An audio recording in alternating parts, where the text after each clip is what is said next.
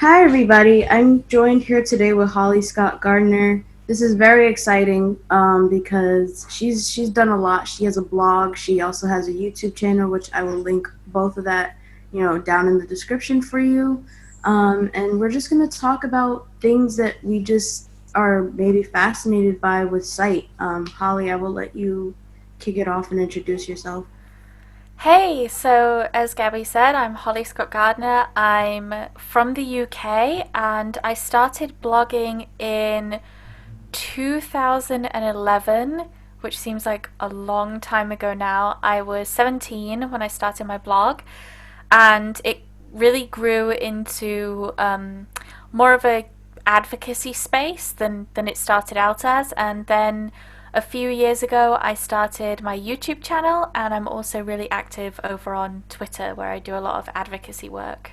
Yeah.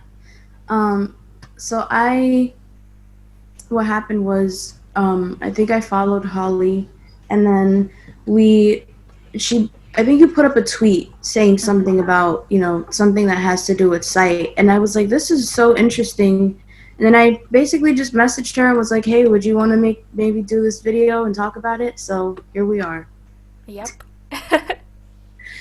Um, I don't know. I think for me, like, sight is just an interesting thing. I lost mine as a baby. I was really young, so I don't remember, even the recollection of what I did see when I had it.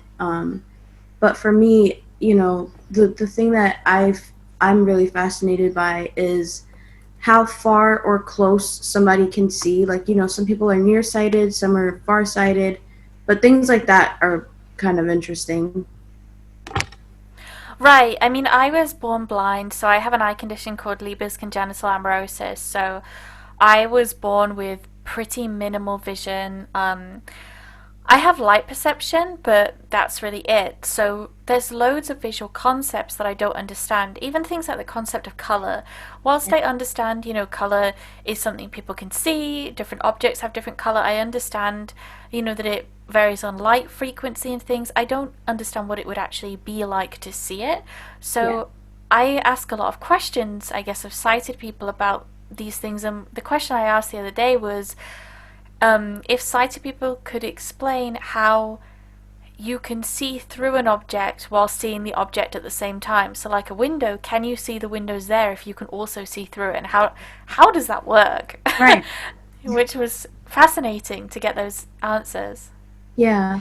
Um, I mean, for me, I have no light perception, so it's really interesting to, like you said, think about how there's these things, these objects that people can see, and again, still be able to look at it and be like, oh, this is what this is, even though again they are seeing through whatever that object may be. Um, I think for me, like lately, I've been really fascinated by things in nature because, growing up not having my sight, I know, okay, the sun, the moon, but again, colors, I don't know as well. So for me, when I'm out with family, they're like, oh, how can I describe it? Like the other day, they were looking at the moon, and it's so fascinating to see how people can look at things like that. And I don't know, it's just a interesting idea, in my opinion. Yeah, I feel very similar. It's one thing that always gets me is how far away people can see. Like Yes. that if you're standing up high, you can see for miles and miles, and I'm like, "What?" I think cuz even with hearing, like, yeah, I might hear something that's fairly far away if it was loud, but nowhere near that far away. And that to me is fascinating that people can see so much. Mhm. Yeah, I agree. Definitely. I think that's one for me that's always been really, really interesting to notice because, being around a lot of sighted people and not really understanding the visual parts of things, that's always been very, very different. But I think another thing that I've always, and I spoke about this with Jess actually, we talk about this a lot. When you're out at social gatherings, you know, sighted people, I don't know, they can just look at people and make eye contact. And I think for Hmm. us it's different. You know, we have to verbalize things that we're doing, and with them it could just be visual cues that they pick up on. So I always thought that was a very interesting thing as well. Yeah, body language tells you so much about a person. I've learned a lot about body language because I think it's useful to know, so Yeah. that when we're in those spaces. Um, but what's interesting to me is certain things like a friend of mine said, I was talking about how I look blind, how you can tell by looking at my face, and you can, right? But Hmm. he also said that the way my eyes move almost makes me look nervous. If you didn't know, it's almost like I'm because I don't focus on anything for a long period of time. Apparently, if you're feeling nervous when you're in front of a camera or when you're reading something, you might look around a lot. And he was like, it almost looks like that, which is really interesting. That I would never have made that connection or association had someone sighted not mentioned that to me. It would Hmm. have never even occurred to me. Right. The same with me, because sometimes when I'm getting pictures taken, I don't know if this happens to you, but I think, I don't know, there's definitely a name for it. I just don't know. But I think like the flash, the light that kind of, is coming off of whatever Hmm. device they're using, sometimes my eyes, like, I move my eyes around because I can feel that light kind of Mm. shining directly towards my eye, which is so interesting for somebody who doesn't have light perception. Yeah, that's really interesting. For me, it's just I cannot focus my eyes, and so then Hmm. apparently it makes me look nervous, which I think is really funny because I'm generally not. Yeah. Have you ever gotten like questions about, you know, your disability, about blindness, and like what are some things that people have said to you about not being able to see? I think people are just really curious in general, especially because I have some vision, not much. I mean, I describe myself as totally blind, but then I'll say something like, "Oh, can you close the blinds? It's really sunny," and then they're like, "What?" Which makes sense. I mean, technically, I'm not totally blind, because I have light perception, but mostly people are just curious about, okay, what can I see? What can't I see? Do I use my vision at all? Which the answer is basically no, not really, except to tell if the lights are on or not. That's it. Um, but I think I have more questions, or maybe they have questions, but it's mostly about how I do things, whereas I actually have questions about, vision and what it's Right. like to, how perception works, how visual perception works, how it varies when you've got one eye covered versus both eyes. Because I hadn't realized for a long time that when you only see out of one eye, your depth perception is significantly affected Yeah. because it relies on having both eyes, and it's one of those things that I would have never really known or thought about because it's something Right. that you just know if you can see. Mm-hmm.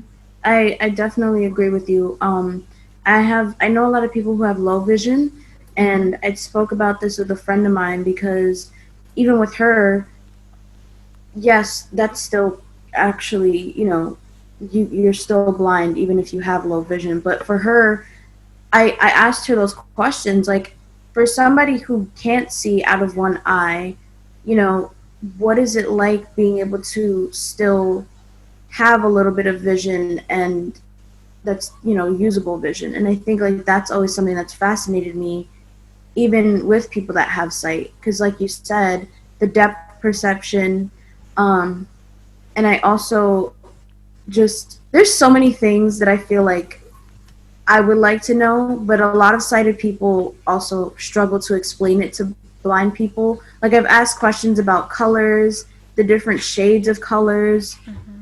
Um, yeah. Yeah, I mean, I guess I can understand. It would be like if someone asked me to explain hearing and they'd never heard ever, I'd Hmm. be like, how do you put this into words? Right. Unless you have some vision or some hearing, and it's like you can then kind of understand, but it's so complicated. I mean, I find that when people explain vision to me, I can learn it and I can sort of learn the reasons, but I'm never going to understand in the way someone who can see would understand because Yeah. I just don't have any of that. I don't have anything to base it off, I guess. Yeah. No, I get that. I've gotten a lot of questions because, you know, me being born with my sight and then losing it at a young age, people have always asked, like, oh, do you remember looking at your family's faces or looking, at different things and objects? And truthfully, no, I don't know what my family looks like, because at a young age, losing one of your senses, one that so many people depend on, it's like I've always been told, like, going through something tragic at a young age, you're not going to remember those things after a certain point. So Right. I think that's been very, very a good question that people have asked. Yeah, I mean, it makes sense. Like, people will be Mhm. curious, and I often get asked, do I see in my dreams? And the answer is no, because I've never been able to see, so I don't have visual memory. So I may not necessarily always be a blind person, in that sometimes I walk around and just know where stuff is because I'm the one creating that dream world. But I never see in my dreams because I don't have any visual memory, so it's impossible. Mhm. That's one too. Um, I don't think I've ever, at least I think at one point I had a dream where I could see, but Mm-hmm. dreams are really weird because you could wake up and be like, oh, I had a dream about me being able to see, but not exactly know how to recall what happened in that dream. Right, So that's right. happened to me a few times, and I don't know, it's so interesting because to me, again, not having that visual memory, but still having sight for a short time, I don't know. It really is fascinating. Yeah, yeah, I mean, it's so different for all of us. Even as blind people, we're never going to have quite the same experiences because, blindness is one part of our life experiences. Exactly. Um, can you, if you don't mind, maybe share a little bit more about your eye condition and just kind of tell people a little bit about you? Because I feel like we've just been tossing questions back and forth. And Yeah, so Leber's congenital amaurosis is a degenerative retinal eye condition. So it's also hereditary. So both my parents are carriers, though they didn't know this when they met and had me. They had one child who is sighted, my older sister. And then when they had me, I was blind because it's an autosomal recessive disease, which means you have to inherit both faulty copies of the gene to be blind, which I did. Um, it affects the retina, it affects the photoreceptor cells, so the cones and rods on the retina, and it usually results in blindness from birth, though people with LCA can range from having low vision where they can read to total blindness, and I fall closer to total blindness than I do to low vision. Mhm. So I was diagnosed when I was 8 months old, and so my parents really knew from very early on. I mean, that's when I got my diagnosis, but they knew before then there Right. was something going on with my eyes. So I grew up kind of knowing that I was a blind person. I never learnt print. I learnt braille. I learnt to use a cane. I learnt to use assistive technology. And my life in many ways was kind of typical. My parents really just pushed me to engage in kind of regular activities. So as a kid, I hung out with other children. I participated in different school activities. I played sports and things. And I was sort of raised believing that, I would go on to university and I would get a job and do all these things. And it wasn't that my blindness wasn't acknowledged. It absolutely was. We talked about it all the time, but it was never really viewed as something that would stop me, which I think is a good thing. Yeah. That's that's so good because Mm-hmm. I think, there are a lot of blind people in the community who are raised to believe that blindness is all that they are, and to look Yeah. at it as, okay, this is the main thing and this is going to stop you and prevent you from going forward. And I think even with my family, my mom and my family, yeah, they knew I was just diagnosed with something, but raising me to not, you know, put my blindness in a light where, which is ironic, but not to look at it as, oh, this is going to stop you and baby me. And I think like that's a big thing for me too is independence. I'm Yeah. happy that they taught me independence at a young age. Yeah.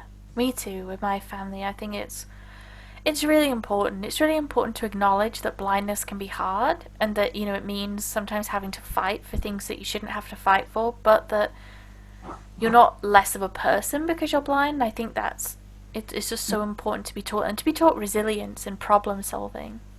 Yeah, for sure. I definitely agree with that.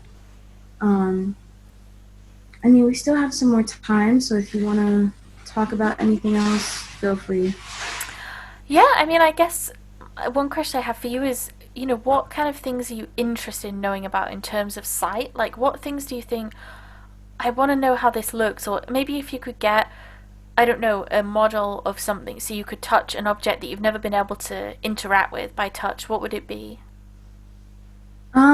Oh, that's so interesting because I feel like, hmm, see, I don't, I feel like I'm just genuine, like, I just feel I'm thinking about a lot when I'm around my sighted peers, like when they're looking at things. Mm-hmm. But I don't think I've ever had a question about any one object in particular.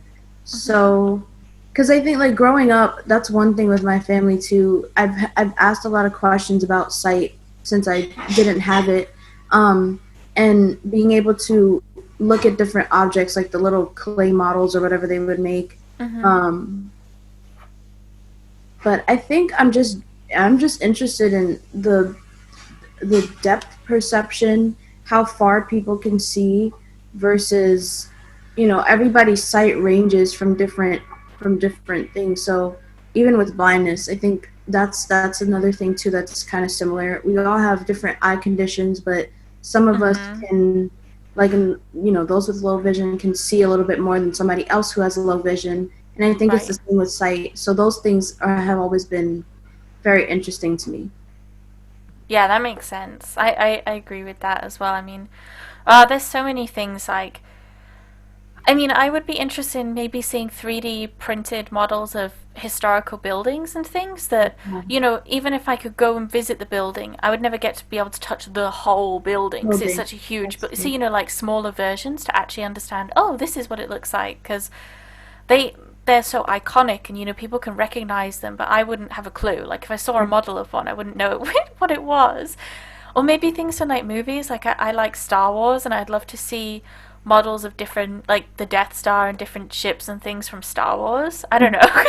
No, no, no, that's good. I see, like, definitely the historical buildings. I feel like that's Mm-hmm. one that is really, really interesting, um, because, yeah, people can look at it and be like, "Oh, this is this place," but for us, it's like, "Wait, what are we looking at? I don't know. What is this?" Yeah, yeah. So definitely, I agree. Like that's a big one, and with the Star Wars stuff, I think looking at those types of models is a good way to get an understanding of, okay, this is how this is created, this is what we do. Mm-hmm. um yeah. Well, I think it's like for me, it's pop culture, and it's Hmm. a part of our culture, because movies and TV and things are, and I just I don't know. I'm interested in it. Like I would like to kind of have more of an understanding rather than just what I've gained from audio description, which can tell me so much when watching a movie, but isn't the same as being able to interact with the objects themselves. For sure, I agree with that 100%. um there is a lot in pop culture that everybody again can notice, and I would love Mm-hmm. to, just like you, be able to use those models and be like, oh, this is what this is, so that Mm-hmm. I can have an understanding as well. Yeah, So, yeah, for sure. I feel like there's a lot of information we miss out on. yeah, there always is. And I think that's the hardest thing too. When I'm with family and we're, visiting a place, I always have to remind them, like, hey, explain to me what you're looking at, because sometimes they do forget to Right. say, oh, this is, something that's pretty nice or whatever. And sometimes it's hard with blindness because you want to be able to look at things and understand it the way that sighted people do, obviously. But like, Yeah. I don't know. Those are just for me. That's a big one. Going places with family and just not being able to look at the things that they're looking at sometimes kind of makes me feel like, oh, okay. Yeah, it can be hard for sure. I mean, it can be a it's a difficult experience sometimes because you want to be able to participate. Right. Yeah, I Okay. definitely feel that too. Okay. Well, Holly, thank you so much for coming on my channel today. I have really had fun chatting with you. I will link all of her stuff down below. So thank you. Yeah, thank you for inviting me. It was great. No problem.